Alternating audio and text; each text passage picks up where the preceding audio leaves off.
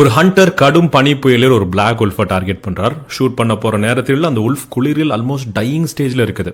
அதோட கண்ணில் டேஞ்சர் இல்ல, அதை எப்படியாச்சும் காப்பாத்திரணும் அப்படின்ற பரிதாபத்தில் அந்த கன்னை கீழே போடுறார். கொஞ்ச நேரத்தில் அந்த உல்ஃப் மெதுவா ஃபயர் பக்கத்துல வந்து உட்காருது. ஆனால் அட்டாக் பண்ணல.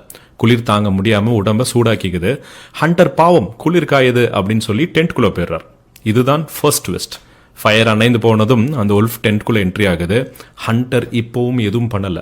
ஏன்னா ஃபர்ஸ்ட் டைம் அலோ பண்ணாரு, செகண்ட் டைமும் எதுவும் ஆகாதுன்னு நம்புறாரு. கடைசியா நைட்ல கொஞ்சம் கண்ணு அசந்து மூடுறப்ப அந்த உல்ஃப் சடனா அட்டாக் பண்ணி ஹண்டரை கில் பண்ணிடுது. இதுதான் சைக்காலஜில ஃபுட் இன் த டோர் டெக்னிக்னு சொல்லுவாங்க. ரியல் லைஃப்லயுமே இதே தான். யாரும் முதல் நாளே உங்களை டெஸ்ட்ராய் பண்ணலாம் வர மாட்டாங்க. முதல்ல ஒரு ஸ்மால் ரெக்வெஸ்ட், ஒரு ஃபேவர், ஒரு சின்ன என்ட்ரி மட்டும் தான் கொடுப்பாங்க. ஃபார் எக்ஸாம்பிள், ஆஃபீஸில் ஒரு பாஸ்வேர்ட் மட்டும் ஷேர் பண்ணுங்களேன், கொஞ்சம் கேஷ் கொடுங்களேன், இந்த பர்சனல் மேட்டர் மட்டும் சொல்லுங்க, நான் யாருக்கிட்டையும் சொல்ல மாட்டேன்னு கேட்பாங்க.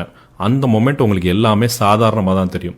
பட் அந்த ஃபர்ஸ்ட் எஸ் தான் நெக்ஸ்ட் டைம் உங்கள் பவுண்டரியை உடைக்கிறதுக்கு உண்டான பெர்மிஷன். நல்லா புரிஞ்சுக்கோங்க, உங்களை யூஸ் பண்ண வரவங்க உங்களை ஃபோர்ஸ் பண்ண மாட்டாங்க. அவங்க யூஸ் பண்ணுறது உங்களோட ட்ரஸ்ட், கைண்ட்னஸ் அண்ட் சிம்பத்தி. ஏன்னா ஒரு திருடனால உங்கள் கதவை உடைக்க முடியலன்னா என்ன பண்ணுவான் தெரியுமா?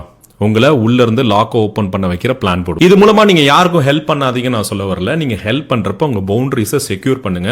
யாருக்காகவும் உங்க ஷீல்டை கீழே இறக்கிடாதீங்க. ஏன்னா வரலாற்றில் வீரத்தால் அழிக்க முடியாத நிறைய ராஜ்யங்களை துரோகத்தால் ஈஸியா அழிச்சிருக்காங்க. So B mindful.